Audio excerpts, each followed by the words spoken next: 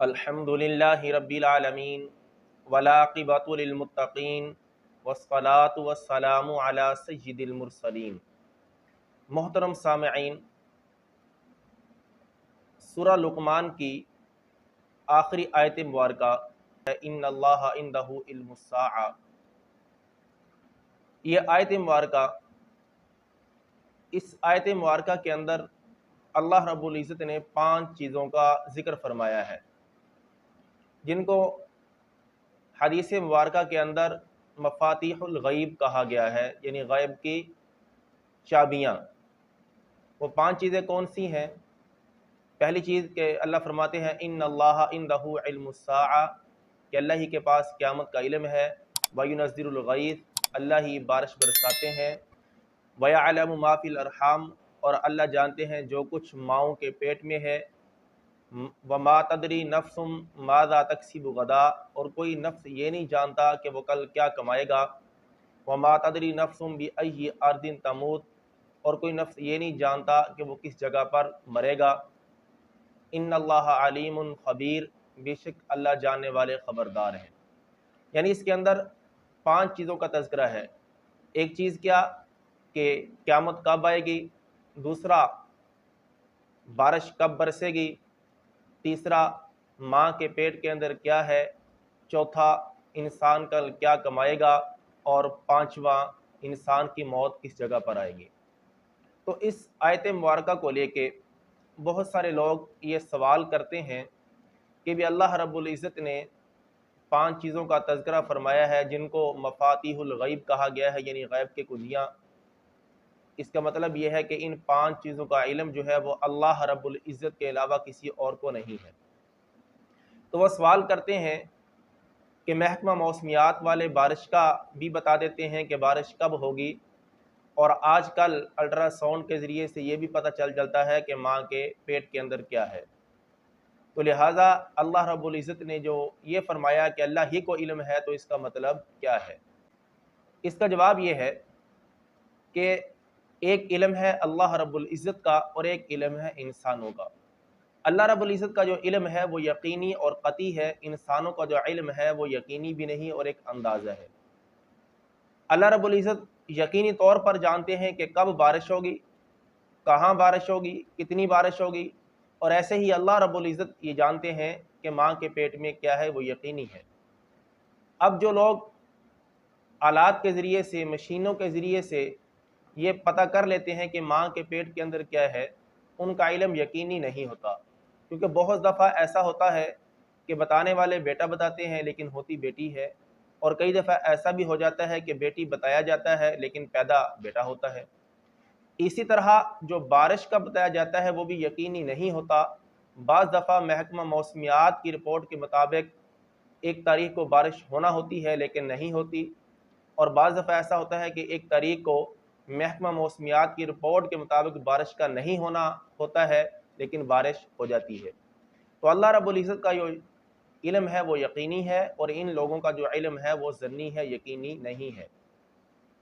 دوسرا جواب اس کا یہ ہے کہ اللہ رب العزت کا جو علم ہے وہ بغیر آلات کے ہے، بغیر کسی مشین کے ہے، بغیر کسی توسط اور وسیلے کے ہے، اور ان لوگوں کا جو علم ہے وہ آلات کے ذریعے سے ہے۔ یہ مشین لگا کے پتہ کرتے ہیں کہ ماں کے پیٹ کے اندر کیا ہے، اسی طرح آلات کے ذریعے سے معلوم کرتے ہیں کہ بارش کب ہوگی۔ اور اس کا ایک جواب یہ ہے کہ محکمہ موسمیات والے جو بتاتے ہیں کہ بارش کب ہوگی، وہ ہواؤں کے ذریعے سے بتاتے ہیں۔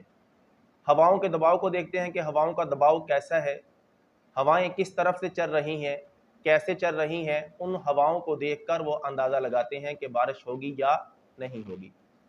اور ہواؤں کے اندر جو بارش کا علم ہے وہ اللہ رب العزت نے ہی رکھا ہوا ہے۔ یہ میں اپنی طرف سے نہیں کہہ رہا، بلکہ قرآن مجید فرقان حمید کے اندر آتا ہے وَهُوَ الَّذِي يُرْسِلُ الرِّيَاحَ بُشْرًا بَيْنَ يَدَيْ رَحْمَتِهِ، کہ اللہ رب العزت کی ذات وہ ذات ہے جو ہواؤں کو چلاتی ہے، بُشْرًا بَيْنَ يَدَيْ رَحْمَتِهِ، اپنی رحمت کو بھیجنے سے پہلے خوشخبری سنانے کے لیے۔ اور یہاں رحمت سے مراد کیا ہے؟ اس کی اگر ہم تفسیر دیکھیں، تفسیر ابن کثیر کے اندر آتا ہے बैन यदै रहमतिही, यानी बैन यदै मतारी, के बारिश से पहले। और भी इसकी तफसीरें जितनी आप देख लें, सब के अंदर यही लिखा हो कि अल्लाह की रहमत से मुराद वो ये है कि बारिश से पहले अल्लाह हवाओं को चलाते हैं। तो अगर इनका ये अंदाज़ा लगाना हवाओं के ज़रिए से है और इसमें शक भी नहीं, तो ये तो अल्लाह के कुरान की हक़ानियत को साबित करता है, क्योंकि कुरान ने तो हमें हजूर नबी करीम सल्लल्लाहु ताला अलैहि वसल्लम के ज़माने में ही बता दिया था कि अल्लाह ने हवाओं में बारिश की खुशखबरी रखी है, और इस बात का इनको आज इल्म हुआ है। लिहाजा ये दलील जो है कुरान पाक की हक़ानियत की, कुरान पाक के सच्चे होने की। और इसी तरह जो अल्लाह फरमाते हैं कि यअलमु मा फिल अरहाम, इसका एक जवाब ये है कि ये लोग जो हैं जानने वाले मशीन लगाते हैं, अल्ट्रासाउंड करते हैं, उससे इनको पता चलता है कि माँ के पेट के अंदर बच्चा है या बच्ची, सिर्फ इतना पता चलता है। लेकिन अल्लाह उस बच्चे के बारे में कुल्ली इल्म जानते हैं, हर तरह का इल्म जानते हैं।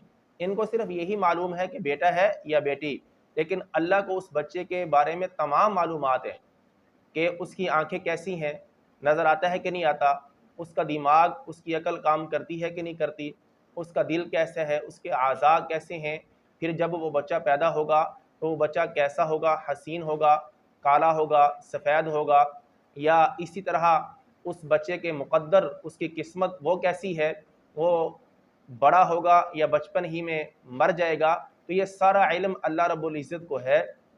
उसी को अल्लाह ने फरमाया वयअलमु मा फिल अरहाम, लेकिन ये लोग जो हैं ये उसको नहीं जानते, ये सिर्फ इतना ही अंदाज़ा लगाते हैं कि वो बेटा है या बेटी।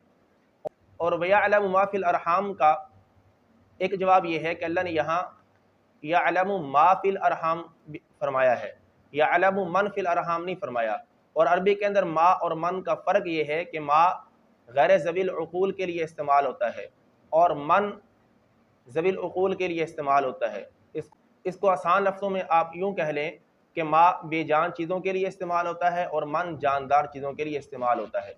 यानी अल्लाह जानते हैं जब वो माँ था, वयअलमु मा फिल अरहाम, अल्लाह उसके माँ की कैफियत को भी जानते हैं। मतलब यह है कि जब वो नुत्फ़ा था, अभी उसमें जान नहीं पड़ी, वो खून का लोथड़ा बना, फिर उससे गोश्त का टुकड़ा बना, तो जब वो नुत्फ़ा था, वो खून का लोथड़ा था, वो गोश्त का टुकड़ा था, तो उस वक़्त तक दुनिया की कोई मशीन ऐसी ईजाद नहीं हुई जो बता सके ये बेटा है या बेटी।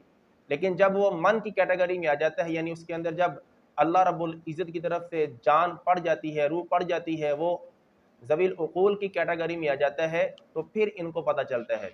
तो अल्लाह ने मन नहीं फरमाया बल्कि अल्लाह ने माँ फरमाया है। उम्मीद है कि आप दोस्त जो हैं वो मेरी बात को समझ गए होंगे। अल्लाह रब्बुल इज़्ज़त हमें कुरान पाक को समझने की और इस पर अमल करने की तौफ़ीक़ अता फ़रमाए। व आखिरु दावाना अनिल हम्दुलिल्लाहि रब्बिल आलमीन।